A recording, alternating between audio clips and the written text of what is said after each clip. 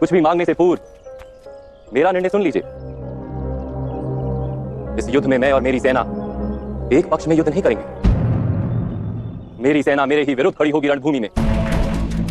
द्वारका की ये नारायणी सेना विश्व की अद्वितीय सेना है। इस एक अक्षोहिणी सेना का प्रत्येक सैनिक एक एक महारथी की भांति युद्ध करता है। इस सेना को पराजित करना लगभग असंभव है। किंतु वासुदेव, आपका सामर्थ्य आपकी नारायणी सेना से अधिक है वासुदेव। यथार्थ कह रहे हैं आप भ्राता दुर्योधन। इस संसार में मेरे सुदर्शन चक्र जितना शक्तिमान शस्त्र केवल महादेव का त्रिशूल तथा इंद्र का वज्र है। उसके प्रहार से न केवल मनुष्य अपितु देवता भी भयभीत होते हैं। श्री ज्ञान की शक्ति शस्त्र, मैं सुदर्शन चक्र का प्रयोग करूंगा तो उसी क्षण विध्वंस हो जाएगा, सबका नाश हो जाएगा। इसलिए मैंने ये निर्णय लिया है कि इस युद्ध में मैं शस्त्र नहीं उठाऊंगा। एक और है मेरी अपराजेय एक अक्षोहिणी नारायणी सेना, और दूसरी ओर स्वयं मैं अकेला निशस्त्र। अब चुनाव आप दोनों का है। कहो बात, क्या मांगते हो? चुनाव करो बात।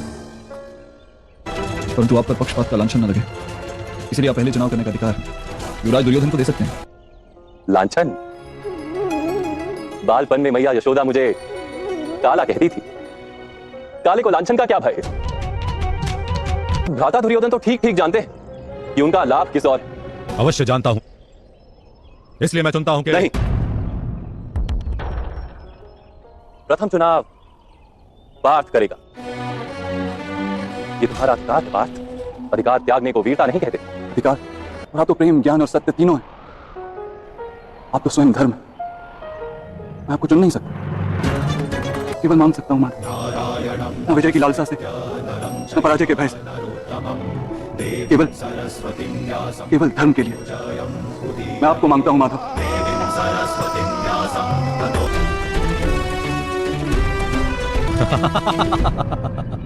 शस्त्रहीन व्यक्ति को तुमने मांग लिया अर्जुन? ये उदारता है कि मूर्खता है?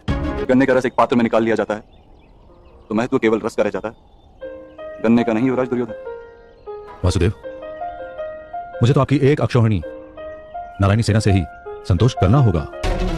उत्तम भ्राताश्री, पार्थ की आशा भी पूर्ण हुई और आपकी योजना भी पार लग गई। अब देखना यह है कि इस युद्ध में किसे क्या प्राप्त होता है।